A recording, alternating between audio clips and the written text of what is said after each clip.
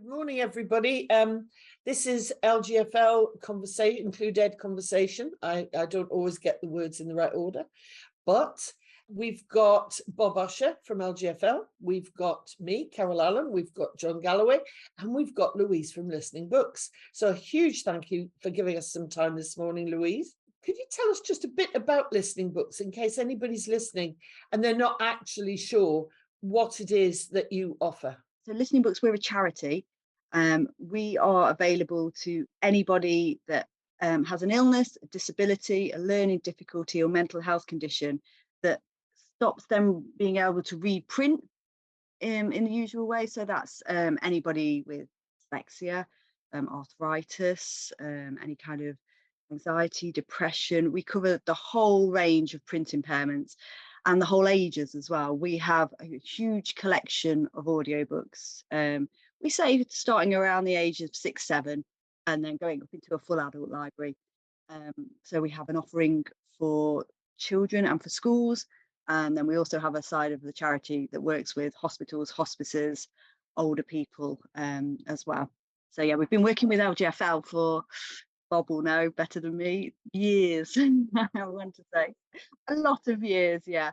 So we have an offering with LGfL that is part of our service. It's almost like a taster service. There's around 100 books that schools can access through LGfL for free, and that are there.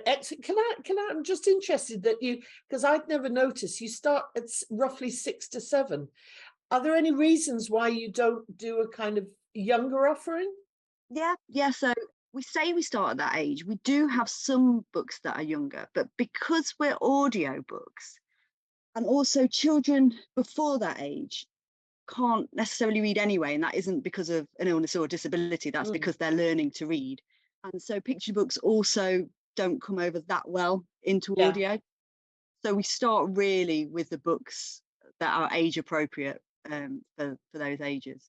I mean, one of the things we might come on to later, but it's a really good point, is that children who are maybe dyslexic, let's say, they sometimes are having to read books in print format that are too young for them, that the themes are too young for them.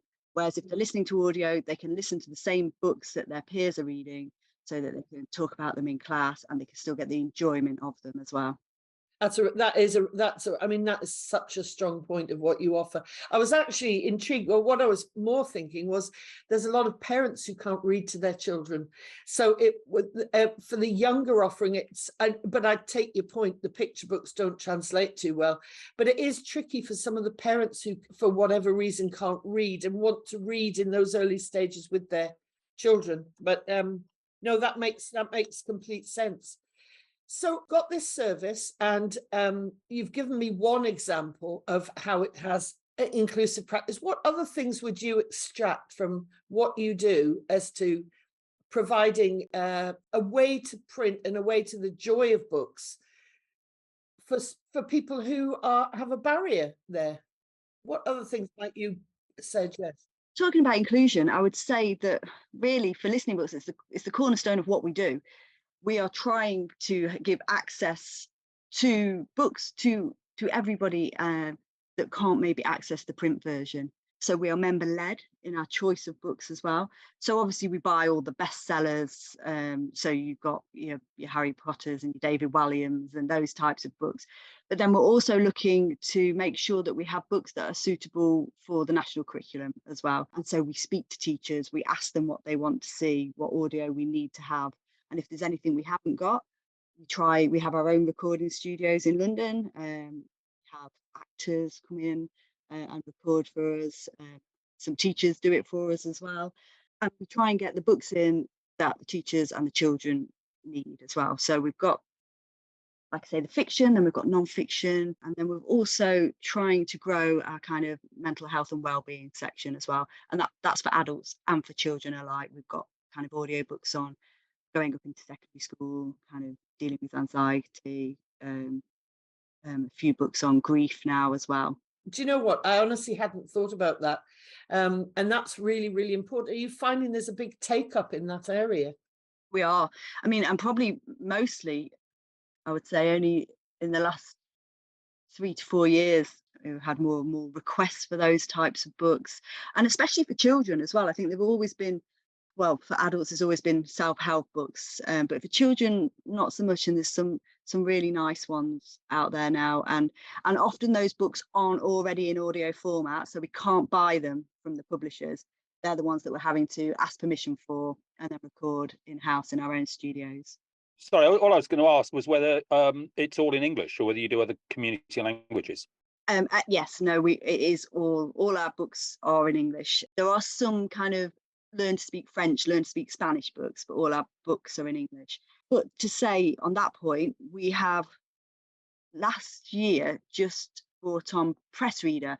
I don't know if you know Press Reader. They're a platform where they have, it isn't all the newspapers and magazines, but it's thousands of them. And so you can access the newspapers and magazines through the Listening Book service as well. For children and schools, we do ask parental permission before we give that access, because there's all sorts on there. Yeah. But you can, there are newspapers and magazines in different languages on there, so you can choose your language from there. But there's kind of things like, for kids, there's the Beano, there's First News, and then you've got the Guardian, got Good Food magazine and things like that there as well. But can I just ask about that, Louise? So the press reader aspect is giving a wider audience an access into written publications, but you're not saying that you do audio recordings of each of those publications. It's just providing access to the print versions, or online rather. Right, so yeah, it is the print versions online, so the e-newspapers, but there is also a listen function. Now, it is the only thing we do that isn't a human voice, just because of the type of publications that they are, because they're coming out every day, and it is the Guardian as it comes out. So that is a computed voice, but we decided that it was better than not being able to give people access at all.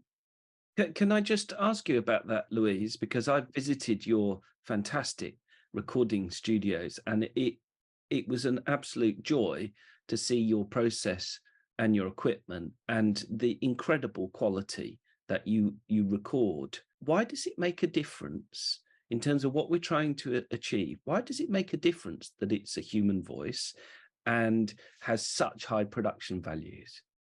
It makes a huge difference for it's a human voice. I mean, imagine listening to a play or Shakespeare that was a computer narrated voice. It doesn't give you the same tone, the same pronunciation, and especially if we're going back to thinking about children that are dyslexic, that is something that really helps them to hear the actors, to hear the pauses and the waits. So especially if they've got the text in front of them, and because as you all know, when kind of dyslexic children read, they often are concentrating so hard on reading the word, they don't hear the story. It doesn't kind of come in. So with a human voice, they can hear it and enjoy it, and they can hear the intonations and the sound of the voice and follow it that way. The fluency, everything is enhanced, isn't it? And the magic, because part of what you're doing, yes, you're giving information to people, but I presume you're also fostering a love of books and the stories and the worlds they can take people to, if whether they can read or not. And we hear that all the time. That's kind of the one big thing. Oh, you know, my daughter would never pick up a book, and then she's been listening, and it's just the joy. It's kind of, and we have people saying it's their oasis of calm as well. And this goes back to human narration. If you're thinking about kind of books that you might listen to in the evening when you're trying to get to sleep, having that human voice kind of tell you a story, just a tradition of old, isn't it? It's like sitting with your mum or your dad being read a bedtime story in a way. I mean, you know, isn't it? Exactly, that's it. And what you were saying earlier about some parents also struggle to read the written word, so it's something that people can enjoy together as well. Yeah, or on car journeys. I mean, you know, there's so many things, or the people who, obviously I'm not one of those who like to go out jogging and listening to books, but I mean, there's so many opportunities with an audiobook. We actually had to, speaking about car journeys, I remember a lady getting in touch with us, and she was saying one of her sons had real difficulty getting to school and going to school, and they've started playing an audiobook in the car now, and that has stopped the infighting with the children. There is the calmful time before they get to school, and it's made a real difference of that transition of getting out of the car and getting into the school gates in the morning. It's kind of helped the whole family. So and things like that. I'm not, I guess surprised is not the right word to say when I hear them, but it's amazing, because you think, oh, audiobooks just do this one thing. When I tell people I work for Listening Books, they say, oh, is that just for the visually impaired? And I say, no, audiobooks are great for so many other people. And I think one of the things that we find when we're trying to tell people about what we do, people don't realize how great they could be for them as well. Well, I was just thinking about what you were saying there, and how listening to stories isn't a solitary experience. Is that, whilst we might, we're talking about listening books in a sense that as I might just read a book, but listening to a story is something that a group experiences or can experience. And there's something about that collective experience, that we're all sharing that narrative that's really quite powerful. I think that's how stories were always told, in kind of group settings, and what you have first as a young child, you may be sat down on the carpet at school and read a book, and even kind of going up into kind of GCSE level, when you all read the same book together and talk about it. That's why book groups are great as well. Absolutely. Gives you that chance to process kind of the information, talk about it afterwards. And Bob, John and I are doing a lot of work at the moment on UDL, Universal Design for Learning, which is a concept about providing as many routes to learning or information or an activity or a building, if that wouldn't be learning, that would be universal access. But it's about, instead of things like your project being an extra, an add-on, it's just, and that's why I'm delighted to see it as an offering in LGfL, to say, this is just there, it's there for you, it's ready. And let's be honest, lots of people, not me interestingly, but lots of people prefer audiobooks, even if they haven't got any kind of print impairment. It's their choice of how to learn. So you're also offering a kind of universal inclusivity, that people can make that as a positive choice, can't they? I mean, yes to audiobooks, that's very true, but Listening Books, because we're a charity and because of the way that we're funded and the agreements that we have with publishers, we are actually only for people that do have a print impairment. I understand that. I was kind of taking it a little bit wider out. So, for example, a parent, say a teenager might need your service, to support what they're doing at high school. But the parent could think, actually, and then go off and source audiobooks a different route that they enjoy, and local libraries now have a lot of audiobooks on offer, don't they? They do, yeah, they do. They in London, they have I know the libraries have a consortium, so they buy books together, yeah, and children and adults can access them through the libraries as well. So I've got a bit more of a technological question here, Louise, because I think it's probably a decade at least that we've been working together in terms of the partnership between LGfL and Listening Books. And there have been a lot of technological changes for young people, parents, families, and schools. And I would observe that with the ferocious pace of devices, with how you might invest either personally within a family or in a school, and the speed of change and updates and this kind of thing. But the area of audio is a very interesting one.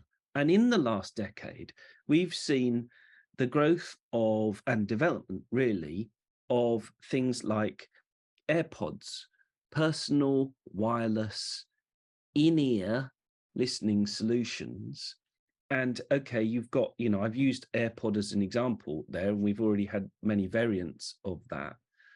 But actually, the way of the world, we've got cheap versions of that. So quality of personal listening experience in relation to price has been an interesting, that the price has come down, but the quality has gone up.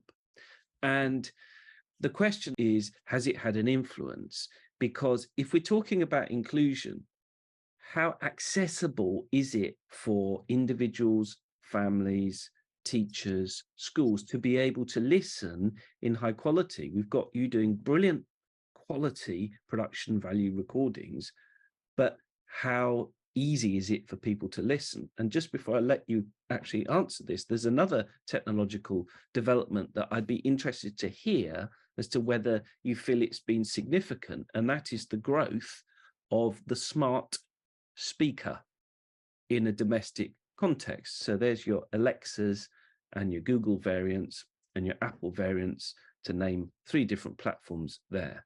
But I don't have the stats at my fingertips here, but I know that children increasingly may have a smart speaker in their bedroom. And has that had any influence either directly on children's listening habits, full stop, in terms of audiobooks, but then also in relation to listening books? So, Louise, we've been in partnership for over 10 years, been lots of technological developments. Do you think it's impacted positively or negatively on children's ability to engage with and make the most of your service?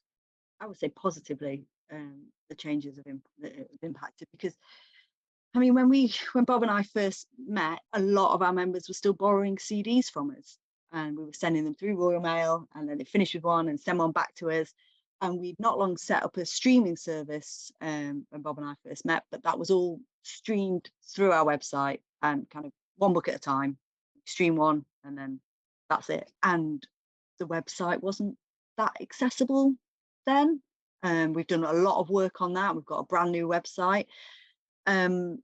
With regards to smart speakers, at the moment, you can't say, I'll say this quietly in case mine hears me, but okay, Google, play this book through listening books. At the moment, we can't say that. We're working really hard with Overdrive, who are our platform provider. So you can get our app and listen on the go now, on an app, on your smartphone, on your tablet. You can download them and take them with you wherever you go. And we're working hard with Overdrive so that you can have the function to say, okay, play this book. But it isn't quite there yet for us, because we're relying on that platform. You've given us a couple of practical examples that, you know, for example, the little boy whose mum puts the audiobook in the car to help him in transition to school, and you gave us now. Can you give us another example of how your inclusive practice helps somebody engage? So with listening to audio, thinking back to what parents and teachers have told us about listening for GCSEs as well, because I mean, as you know, books are set for GCSE and there isn't always an audio version available for that, and these children still have to, you know, learn this book and take the exam. So they can come to us and they can listen to the audio, and they can spend the time listening in that way. And then we also have study guides on audio as well, so teachers have felt that. That's excellent. Oh, I didn't know you did that. That's brilliant. Yeah, we try and have the whole offering, and like I was saying before, being member led, we can have a teacher email us and call and say, what we're looking for is we really need this to complement this, because it used to actually be a lot easier to research the national curriculum, see which books are being studied, and then we'd make sure we had them. But now teachers have much more choice with what can be studied at GCSE, which is great, and it's great for children, but it just means that it makes it a little bit more difficult for us to make sure we've got everything that they need, but we do our very best to make sure we do. So we've had really lovely feedback about that's specifically helped children get through the exams. And even I remember a mum saying that, you know, her son started joining listening books when he was 8 or 9 and couldn't read it all, and then just learned to love books through audio and kind of went on to study English at university. That's brilliant. That's brilliant. So you're obviously a really responsive, if people, teachers and parents giving you feedback or asking for particular things, and you're following their lead, which is brilliant. Yeah, I think that's at the heart of inclusivity, isn't it? Is absolutely taking the human first and trying to adapt to make sure that you, like you say, you're following their lead and what they need. part it follows on from Bob's question, but obviously you also have to adapt to the technology as the technology changes. Are there directions of travel for both the content but also the technology that you can see just coming over the horizon? You know, where are we going with technology? Where are we going with the literature? I attended Future Book conference on Friday, and they were talking about where we're going and kind of that kind of emergence of the podcast and audiobooks and what's going to become the difference between the podcast and the audiobooks, and is it just storytelling and long form audio? There was a lot of talk about asking the publishers to get more into audio, because not everything is audio. Yeah. No. I mean, we get around that because we have our own studios. I think, but the more we have in audio, the more we can do. In terms of listening, I think people will expect more and more to be able to get things at their fingertips and just have something immediately. But there are lots of different platforms as well. And I mean, we see that a lot with the television that we watch now. You've either got to go to Netflix or Amazon Prime or, you know, Disney or the iPlayer. You know, you've got to kind of swap about. Yeah. And There's lots of routes to the same thing. It's very much linked to this. Is I think that you're right, Louise. You've got lots of routes into content that on all sorts of different platforms, some which are freely available and some which are their own subscription services, and you've mentioned a few there. But I think the technology helps open those gateways, and that's part of the success of the streaming services here. But I think I'd add to that price as well, because it doesn't make it accessible for all and inclusive for all. No, it doesn't. But my observation is that if we just think about children for now, there seems to be an insatiable appetite for content consumption, not always particularly educational, let's say. But I think that this combination of mobile phones with increasingly young children, the ability to listen in good quality is perhaps fueling the rise of the podcast, the rise of people wanting to listen, not just watch, I think is really interesting. And Carol, if I could just come to you in terms of, you said something that I hadn't realized last month about America and book publishing.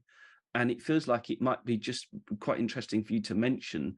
In America, there's laws about what you've got to do if you publish a book about inclusion. What was that, Carol? Universal design for learning is, it would be too kind to say that they've got it right, but they've got it in policy. But we all know you can write policies and then it's got to be translated into practice. But the publishers there have got to make provision for audio and tactile versions, even if they outsource it. So now they don't all do it. Let's just go there. But they're putting things into policy to say that there have to be these, various versions. And we don't follow, we don't, in terms of inclusion, we certainly don't follow the US. We're on a parallel path, and some things they're further ahead and some things we're further ahead. But the fact that they're actually making the statement that if a book comes out, it should be available now in X, Y, different formats, whether or not it's actually happening, they're saying this is the direction of travel. Well, there is in the UK, the copyright inclusion, I'm not sure of the actual title, it's a copyright law, but which means that you can make accessible versions of any book for the visually impaired and for the physically disabled. But when we make books, we always make sure that we ask the publisher first, because mental health conditions aren't covered in that law. And also some of the other illnesses and disabilities that we support aren't covered in that. So we can't just go ahead and record any book that our members want. We always make sure that we go and ask the permission of the publishers first.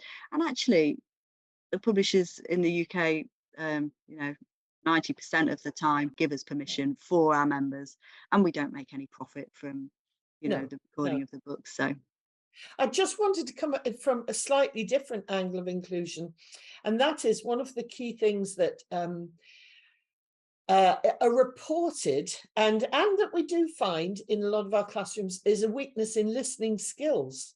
The ability of, and we often get asked to, you know, children don't listen, they don't listen, or they listen to, it's very interesting.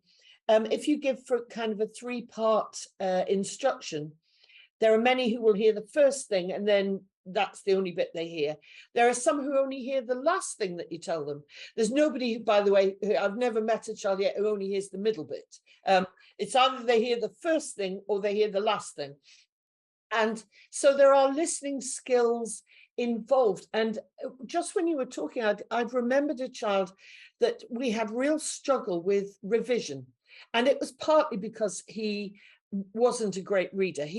I suppose technically he wasn't print impaired, but his reading level wasn't near the cognitive level that he was being educated at.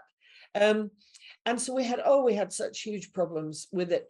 So the deal was, instead of doing homework, I gave him an MP3 player. That's how in the past it was. And this was wowie tech, a little MP3 player. And we got the teacher to record, first of all, we got the teacher to record the revision notes for end of topic test.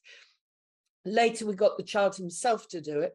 And as long as he listened to it on his walk to school and on his walk back from school, which was about 15 minutes, no homework. And, you know, he started acing the test. But the interesting thing was, he himself reported that he found it easier to follow the teachers without losing the track of what they were saying.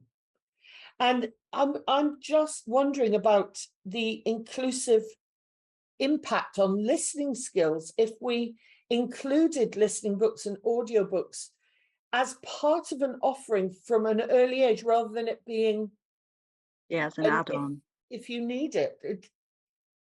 Yeah, that's right. And that just goes to show as well, everybody learns in different ways. They do, yeah. And that's, you know, an inclusive way to make sure that, you know, everything is there, the offerings are there that they need. Yeah.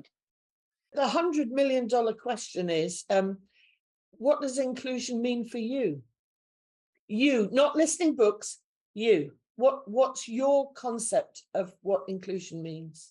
For me, it's ensuring everyone's on an equal footing. I mean, I always think of things in regards to our members, I think. So I think of disabilities, illnesses and mental health conditions. But yeah, making sure people's on an equal footing, got equal access to opportunities or something that they need. So, I mean, so not equal access to print books, equal access to whatever they're going to get from that book. I think that's what inclusion means to me. Where would you like to see your provision going in the next midterm? I'm going to say 2 to 3 years. I think always more books, anything we can do for easier access. When we're talking about being member-led, we always go back and we talk about if anybody has difficulties or problems. We recently changed the service for schools because it wasn't quite right for teachers, you know, that we wanted to give them more of an overlook on kind of what their students were doing. I'd like to do more in that area. So what we did is we created a teacher dashboard so that teachers can add students and then they can see what they've been listening to. But what I want to do, and there's kind of other tools within their worksheets and certificates, but I'd like to have something where they can suggest books to them through the app, somehow push them to them, because I've been asked that quite a lot, and at the moment, no, teachers have their own account, they can look and then they can tell people, and we have lots of recommendations, but there isn't that something where they can kind of talk kind of to the student through the app. I see what you mean. Yeah.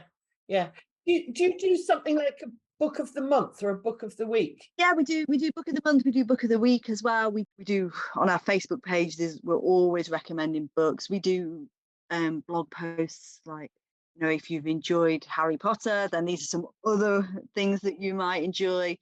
Books, kind of stage and screen books, kind of. When my colleague recently did a blog post about, you know, if you've got a child that's a bit of a reluctant reader, kind of great books to get them into it. So non-fiction titles, as well as kind of those books that you've seen on screen.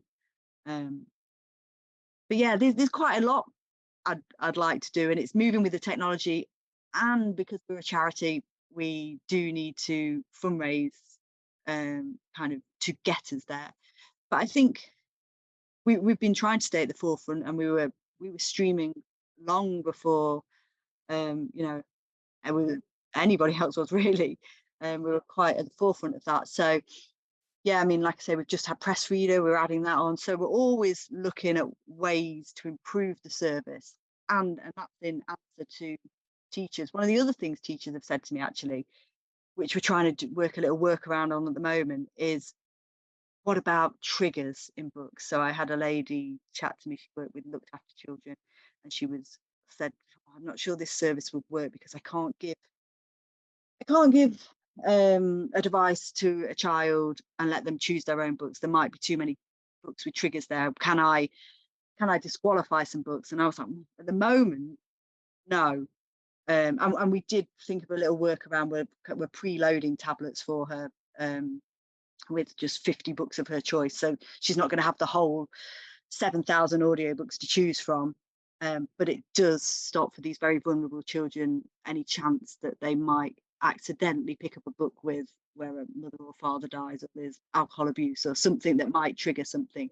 So I'd like to do something more with that, with the whole service somehow, to give teachers a bit more autonomy on filtering. That is such a good thing, because nobody's offering that. Nobody is offering that. And I, oh my goodness, I'd be behind you 100%. Bob's been trying to come in with something. It's always fantastic to work with partners that understand how to listen to, as it were, their clients. And Louise, the last few minutes there is just a masterclass in listening carefully to how to refine a service by listening and engaging properly with the end user. I wanted to kind of flip that question round, that not just thinking about all the things that you'd like to do in the future, and anything we can do to help you, Louise, of course, let us know. But in its current form, the listening book service, are there any kind of bullet point pieces of advice that you could give to teachers that haven't used the service, be it the taster service that you get from LGfL or the full service, that haven't engaged with it, but you could offer some advice as to how to incorporate it into daily practice, or maybe interventions, or all sorts of different contexts? Simple advice for teachers. Definitely, I would say, if we just think about primary level first, listening station in your library is really good, because you've got all those books on offer. Why not just have a computer set up with a set of headphones? Someone can go in and listen. That's also really I've had some feedback that's really nice for those children that need time alone as well, or in the kind of those accessible areas where there's music therapy. This is another nice offering there. But like what Carol was saying before about having it on an MP3 kind of player for one certain child, give children parents usernames and passwords, so that they can access the books from home as well. So from the teacher dashboard, that's what you're able to do. We don't need the children's details, so there's no worry about that. If you want to put identifying factors in there so that you know who it is that's listened to these books, then that's fine, but pupil one is not a problem. And then we've written letters that can be sent home to parents, so to tell people how to log on. But I would encourage teachers, first of all, to go in themselves and have a play, have a listen to see what there is, look at the wealth of titles.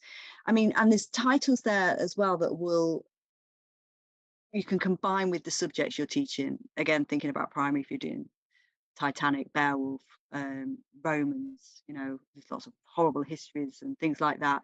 So you can tie that in, and it's a nice thing for homework. So if you're going home and you're doing, I don't know, maths quiz or something, and then listen to a book as well. And for secondary, again, the listening station still works at secondary, kind of listening to books in together in SEND groups. is really nice to do, because then you have that time to listen and talk about the comprehension side of things together, and listening to those GCSE books as well for revision, and kind of beyond that, we do go up into A level too, and you know, and beyond, of course, for enjoyment. So there's some of the ways. Thanks, Louise. And as soon as you said listening station in a library, I made a note of that, because I know one primary school that's about to just do the final part of getting their brand new library organised, and then they'll have a grand launch. And what a great idea. And, you know, technologically, it's not too demanding to find a bit of old tech that would more than capable of listening books. And that idea of it's somewhere a child can go, they can self-select to go in their own time, perhaps, or it's a resource or that a teacher knows is there and can deploy, as it were, in the right moment. It's a great idea. Thank you. Louise, you have a particular niche that you do one thing and you do it very well. Yeah. But I was just wondering if there's things that could be done to sort of amplify your impact. And I'm thinking about, like, for instance, standards for publishers, or changes in teacher training, that kind of thing. Are there particular things that you think could happen that would actually amplify the impact of listening books? I think if we're thinking about publishers, now publishers, like I said before, have always been great. We've got some great deals with publishers. I would urge publishers not to do the kind of exclusive deals necessarily with platforms, because, you know, it doesn't happen in print books. You can go into a library or any bookshop and buy a print book, and with audiobooks going kind of the same way almost as TV rights, that is stopping certain people gaining access to those books. And with teacher training, I think what I really like when I do exhibitions is that you often see a lot of student teachers there, and there's great training at some of the exhibitions that Bob and I attend, BET and TED and places like that. But I think for teacher training, I mean, I'm not a teacher, so I don't know. Correct me. Do all teachers have an SEND kind of part of their degree course? In a year's training program, they'll have half a day. Right. So unless they do the training program I teach on, in which case they get 5 days. Right. And it's just work for us as well. Work for us to amplify our voice. I mean, which is what we're trying to do all the time with partnerships with LGfL, and we partner with other charities as well, and kind of get our voice heard. I mean, hopefully this will spotlight within LGfL what that you're there, that you're part of LGfL, and obviously that you're more than the bit that they can see within LGfL, that there's a kind of whole, you know, resource behind that they can extend into. But how lovely that we're doing this today, and we can hopefully spotlight that LGfL is offering it, which I think is marvelous, and B, that you have much more robust offering. You've got a much wider offering for people who need it, and maybe hopefully there'll be some signposting that way. Because like we said before, it's around, I think, 100 books that we offer for free through LGfL, and that was again just down to great contacts with publishers who allowed us to do it, because when we met Bob, we needed to get the new shibboleth. Well, it was new to us, shibboleth technology at the time, and so we worked hard to do that, and they were the only ones that we could get at that time on that platform. So yeah, there's plenty more out there. Louise, if a teacher is listening to this and they want to get started, they haven't got experience, how do they go about it? What are the first steps? I would say the first thing to do is to go to our website, which is just www.listening-books.org.uk, and go to the join pages. You can join from there, but equally you can get in touch with us and we can give you a demonstration of how it works. So we do one-to-one demos, webinars. We can do it over Zoom or Teams or Google Meets, whichever platform is suitable, and we can show you how it works, how easy it is to choose the books, show you the wealth of the library, and also the app as well. And then once you've joined, we offer that again to your team, so you know it's there. But we're a whole UK-wide charity, but we're quite a small charity, which I think really helps us being member-led. I'm there for teachers and children's and everybody else's needs. Do the teachers have to provide a proof of print impairment with a student? No, we take everybody on trust.